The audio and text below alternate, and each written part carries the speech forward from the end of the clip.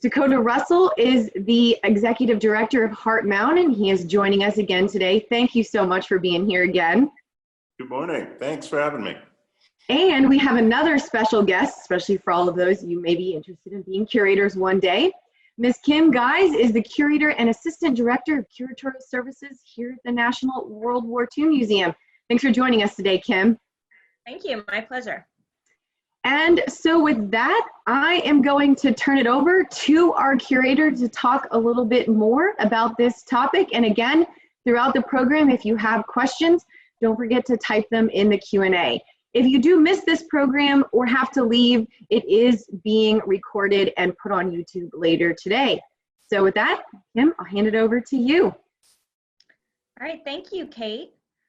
So as Kate mentioned, I'm a curator at the National World War II Museum. And what does that mean exactly?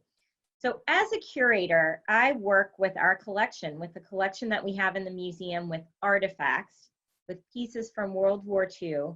And I help to bring their stories to life in programs like this one and in exhibits that you'll see a little bit of later. And how do I do that exactly? Well, I talk to people who were there, talk to their families, and I read a lot about their lives, do a lot of listening and learning, watch about their lives, like the film that we're going to see later and that you saw a little bit of yesterday. So I look at the things that people saved and the things people left behind from that time to help try to figure out the story behind those pieces. So the mission of the World War II Museum is to tell the story of the American experience in World War II. And over the last couple of days here online in this partnership with the National World War II Museum and Heart Mountain Interpretive Center, we've been looking at a very particular set of Americans, Japanese Americans, who were discriminated against and imprisoned by their own government based on their background. And the museum, at the museum in New Orleans, our exhibit, Arsenal of Democracy on Life in the Home Front, and Kate, if you could show that slide, please. On Life on the Home Front looks at the story of Japanese Americans. And the images that you see here, most of them actually are from Heart Mountain, many of them. So we have, in this exhibit, we have some video, we also have photographs, and we do have some artifacts. And so we also, we have this exhibit at the museum, but we also explore Japanese American life and service in a couple of other places in the museum. In our Campaigns of Courage Gallery in Road to Berlin, we have some artifacts from the 442nd Regimental Combat Team, and I'll talk to you in a little bit about their actions. But we also explored Japanese American life and service in an exhibit I worked on called From Barbed Wire to Battlefields. So incarcerated behind the barbed wire of the camps, and then to serving the US on the battlefield fighting the enemy. So yesterday, Dakota and Kate talked about what life was like for those Americans having to leave their homes and lives behind and move into camps, just like Stanley and his family at Heart Mountain. And there were some questions at the end about Japanese Americans in the military. And today we're gonna look at that aspect a little more. So despite prejudice and incarceration, 33,000 Japanese Americans served their country during World War II. And there were many who believed that Japanese Americans couldn't be loyal to their country, loyal to America. They couldn't serve as Americans. And initially, after Pearl Harbor, all draft-age Japanese Americans were barred from service. They were classified enemy aliens, and they weren't eligible for the draft and weren't eligible to volunteer. Later in the war, when the US needed all available resources to fight, the military necessity outweighed that prejudice, and Japanese Americans were allowed to serve and were even drafted. But prior to Pearl Harbor, there were Japanese Americans who were already in the military, and they were largely in limbo. the government wasn't sure exactly what to do with them, so they were in a tough spot. Eventually, segregated units were formed. So Kate, if you could show the next slide. So like African American units, Japanese Americans were segregated into their own fighting outfits, their own units. The 100th Infantry Battalion was made up mainly of Japanese Americans from Hawaii, and they were sent to fight in Italy. And they were really ready to prove themselves. It was very tough fighting. The Germans who were fighting there were really experienced, and the fighting went on for a very long time. And that unit needed more and more individuals, replacements, to serve. And the image you see here is actually from the 442nd Regimental Combat Team. And this is an image I love. It's from a man who I had the pleasure to meet, a veteran named Colonel Jimmy Kanaya. And so this image is from him. He was a medic with the 442nd Regimental Combat Team. So they were formed and sent in to help with the 100th Infantry Battalion. They were all rolled in together. And the 442nd was made up of a lot of those guys who were in limbo, who were in service before Pearl Harbor, new volunteers, and even some draftees. So their insignia was really distinctive. I want us to look at that. So this is the unit insignia of the 442nd Regimental Combat Team. So they were often referred to as the 442. And their motto was, go for broke. Essentially, risk it all, go for it, go for broke. And that really says it all about that unit. So I know now I'll turn it over to Dakota to continue the story of Stanley's life and the 442. Sure. So I want to jump in and talk a little bit about Stanley Yami, whose story we were discussing yesterday, and a little bit about the 442. As Kim had initially suggested, when they opened up military service for Japanese Americans, at first they just started with volunteers from the camps. That they went around the camp and tried to get as many young men to volunteer as they could. What they found out really quickly, though, was that a lot of young men had been discouraged because of their experience. They had felt like they were discriminated against, and that their families were removed from their homes, wouldn't be safe without them here. And so they really didn't necessarily want to volunteer for the Army right away, not knowing what the status of their families back at home was going to be. And so they didn't get as many volunteers as they had wanted, but those volunteers went off and fought with the 442nd there, and went off to France and Italy, where the 442nd was fighting. And the 442nd, the go for broke mentality means that they went into some of the fiercest fighting there and suffered a lot of casualties. In fact, they have one of the most casualties of any military unit in United States history for their size and their period of service. And so by 1944, by the end of 1944, the 442nd had retained so many casualties that they really weren't much of a fighting force anymore. And so they sort of had to pull them back from the front lines until they could replenish.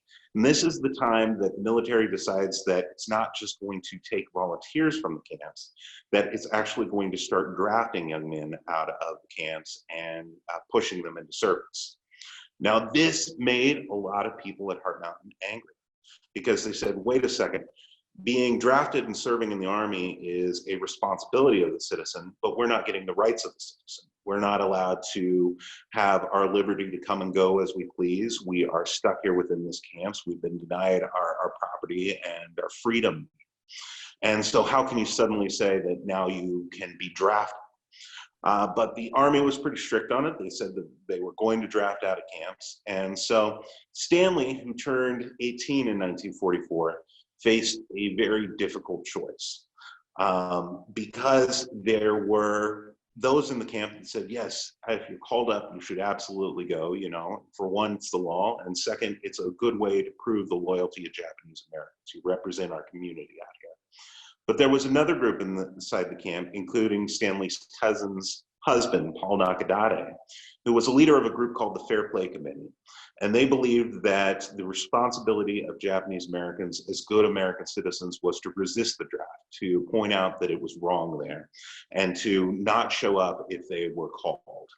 And so Stanley actually went over and talked to Paul for a long time, listened to what he had to say, listened to what some of the pro-Army groups had to say. And eventually he very quietly made up his mind on his own that he was going to go. And he believed that his rights as a citizen had been denied to him.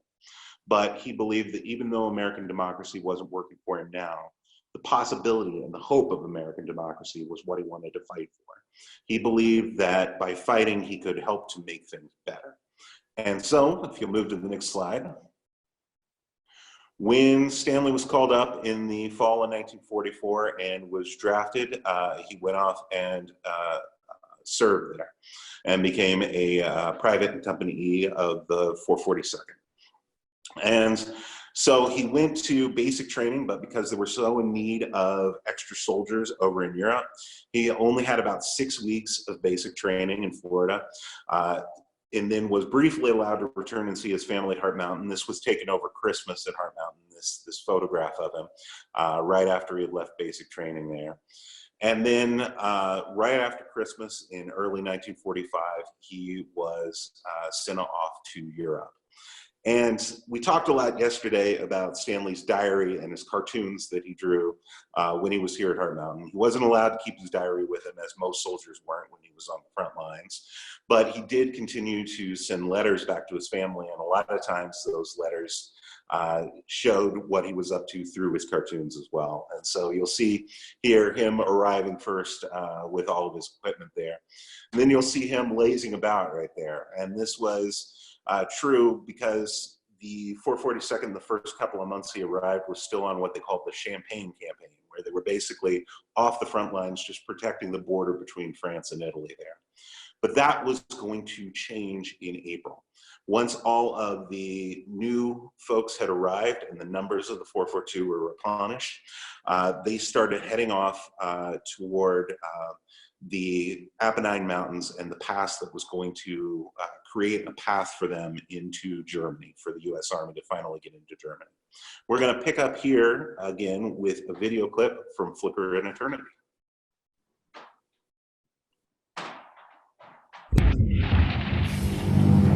Beginning in April, the 442nd was about to embark on a major offensive in Italy that resulted in huge casualties.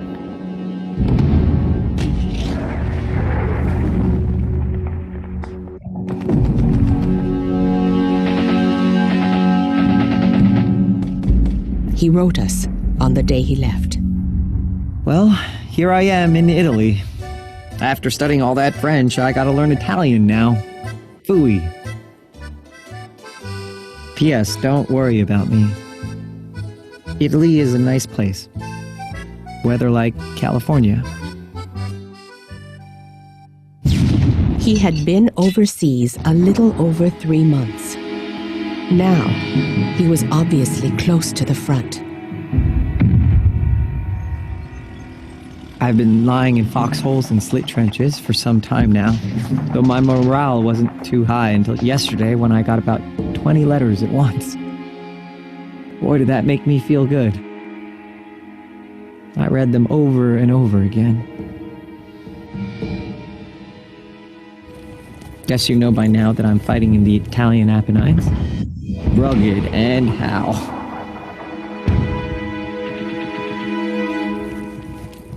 Boy, I sure wish the war blows over quick so I can go home, too. Don't worry about me. Love, Stanley.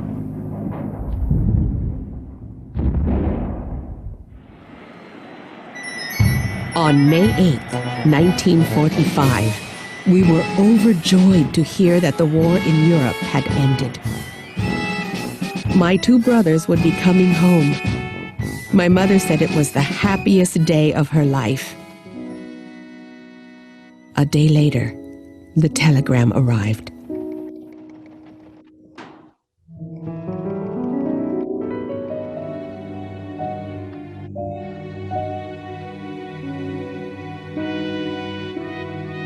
Stanley was killed on April 23rd, just 5 days after he wrote his last letter.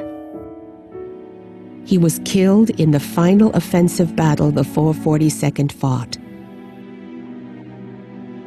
Stanley died while trying to help out 2 fellow soldiers. He was just 19 and never got to see the bright future he always dreamed of.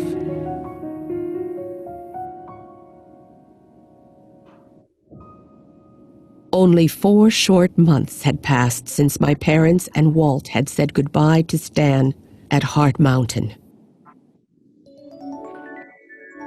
Now, as my family was about to leave camp to go back to California, to the home Stan longed for, he was gone. My brother Frank, who was injured in the same battle, wrote, "My heart goes to you in our great loss. Have faith and courage, for God now has him in tender care."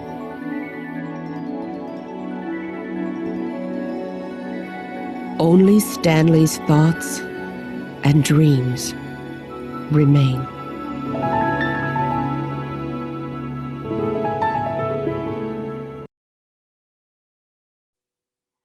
So Stanley ultimately wound up making the ultimate sacrifice there. And I want to give special thanks to Ann Kaneko, Joanne Oppenheim, and Sharon Amata for letting us use their film Flicker in Eternity these past couple of days. If you head to our website at heartmountain.org, you can go to our store site and pick up the DVD if you want to see the entire thing. But Stanley's sacrifice and the sacrifices of many men who fought in 442 actually did a lot to change public opinion and to bring the rest of America around to the side of the Japanese Americans. Especially a lot of their fellow soldiers began to see that they were as loyal to America as anybody. And the sacrifices that they made actually made a lot of change in opinions about what people thought of the Japanese Americans here on the home front. Now, I do want to return, if we can move to the next slide, back to Stanley's diary that we talked about yesterday, and also some of Stanley's letters that we talked about today. And I want you guys to try your hand at doing a little bit of this yourself. I want to do a little bit of a journaling activity with you here. So as I mentioned yesterday, some of the things that make Stanley's diary really interesting to us are that it's a primary source from the time period, and so it is able to tell us things about what's going on day to day within the camp, but also because Stanley expresses his feelings in it. He talks about not just what he's doing, but what he thinks about it and what emotions he experiences as he goes through. And so it doesn't just tell us the events that are happening, which we can find in other historical records. It tells us how people were feeling about them. And this is important, especially when people are living through a historic and unprecedented time. So an experience like incarceration and eventually going and fighting in the 442nd is something that had never really happened before, and so it's important to us to have primary sources to show what people thought of it. So what I want you guys to do is to create a diary entry and a cartoon like Stanley's here about your life right now, because you guys as well are going through a historic time, sort of being stuck in your houses right now, away from school, and living throughout this period of kind of self-quarantine. So I want to hear what you're thinking and you're feeling about it, and I want to see a cartoon that expresses that as well. And if you want to, once you've made that, go ahead and share it with us on Facebook. We're Heart Mountain Interpretive Center, or Twitter at Heart Mountain WWII there. And I'm looking forward to seeing what you guys come up with. But for now, I think let's go ahead and Kim and I can take some questions. All right. Well, thank you to both of you for sharing your knowledge and Stanley's very powerful story. We've had a lot of questions coming in while you guys were talking. So I'm going to start with a question from John. Was there a lot of pressure on the men to join the military and fight the men in those internment incarceration camps? So I can fill this one. Yeah. There absolutely was, yes. There had been a lot of lobbying that had gone on to make it so that Japanese American men could fight. And that lobbying was mostly done outside of the camp, so it didn't really get the perspective of people inside of the camps. And so there was a lot of pressure because so much groundwork had been laid from the outside for these folks to serve. And in fact, that's another reason that the draft was implemented, is that the government, having pushed for this, was then disappointed that no more people didn't volunteer. And that was another reason behind the draft being instituted in the camps. Well, thank you for that. And continuing, Mara asks, so Dakota, you said that Stanley did not have his diary with him because he was near the front lines. She wants to know, did they take diaries away from soldiers during World War II on the front lines? Lots of them weren't allowed to have it for the fear that they would be killed in action and that the enemy might come into possession of their diary and then learn some information about troop movements or other things like that. In other words, the Army couldn't really censor what was going into the diaries like they could with letters that were going out of Europe back to the United States.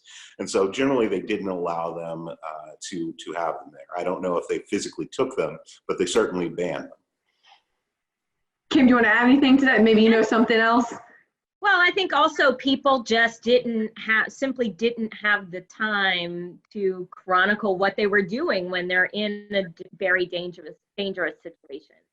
So, you know, I think that was part of it as well. You weren't going to have a moment to rest or have the light necessarily to, you know, or the space to write. So, yeah. And speaking of Stanley, we learn in that very powerful documentary, and like Dakota said, if you're interested in watching the whole thing, you can head to Heart Mountain's website, and they do have a DVD of it. Marlene wants to know, is Stanley buried in the American cemetery in Italy, or was his body returned home? Do you know? No, he's still over there, and that's with the wishes of his family. And there's a very active community over there that still takes care of the graves of the 442 soldiers. And so that cemetery is exceptionally well maintained. The folks over in Italy have not forgotten the service that the 442 did in helping to liberate their villages and towns over there. And Chris wants to know, did Stanley receive any awards for his service in World War II or being killed in action during the battle? You know, offhand, I can't remember if Stanley received any there or later on. I know that a lot of them, a lot of our soldiers from Heart Mountain, some of them would go on to receive the Silver Cross, and later at least 2 of them were upgraded to a full Medal of Honor. But it was a real problem at the time that, much like black troops, Japanese Americans were not awarded the same medals and honors that their white counterparts tended to get at the time. So some of that, it wasn't until the 1990s where people set out to later, after they had passed, correct some of those errors. And Kim, you might have more to add there. Well, I do have one statistic, and that is the 442nd and 100th Infantry Battalion from 1943 to 1945, they earned over 10,000 Purple Hearts. So the Purple Heart is the medal that is received when you are wounded in action. And so the Japanese American units received over 10,000 Purple Hearts during that time. So it's just a staggering number of injuries, of wounds and casualties. Weren't they known as the Purple Heart Battalion at one point? Or that kind of a name that they got? They were. The 100th Infantry Battalion was known as the Purple Heart Battalion. Yes, they received so many casualties, 300% casualties, actually. So people, were being cycled in and out. Barbara wants to know, and this is to either of you, could you guys talk at all about the test for allegiance and the relocation of camp residents who were opposed to declaring allegiance to the United States? Sure, I can jump into that. So one of the main things that the government sort of set out early on was what they called the loyalty questionnaire. And the loyalty questionnaire was something that people had to fill out if they wanted to apply for leave. Now, they couldn't get leave back to the West Coast, but the government was allowing them to resettle if they could find jobs in the Midwest, and sometimes if they could get a defense clearance over in the East Coast as well. And the idea behind this was that this allowed the government to control the flow of people moving out of the camps, right? One thing they were really scared of was that the Japanese Americans would go back and would settle in their old communities, and there would still be little Tokyos in Los Angeles or Japantowns in San Francisco. And the government at the time very much did not like this, because they didn't like the language being spoken, the food being eaten, the holidays being celebrated. They really wanted to do away with Japanese American culture in the United States, because they considered it, possibly dangerous to them for some reason. And so they decided that they could kind of decide where people settled if they allowed them to take leave into the Midwest there. And so this was one of the plans that they set in early on. The problem was the loyalty questionnaire was very divisive because the government really hadn't said, it just listed you all these questions, starts out fairly simple with what's your name, what's your age, goes on to ask what hobbies, what magazines do you subscribe to, asks you to give references, asks you about your religion, but they never actually say what criteria they're using to grade whether you're loyal.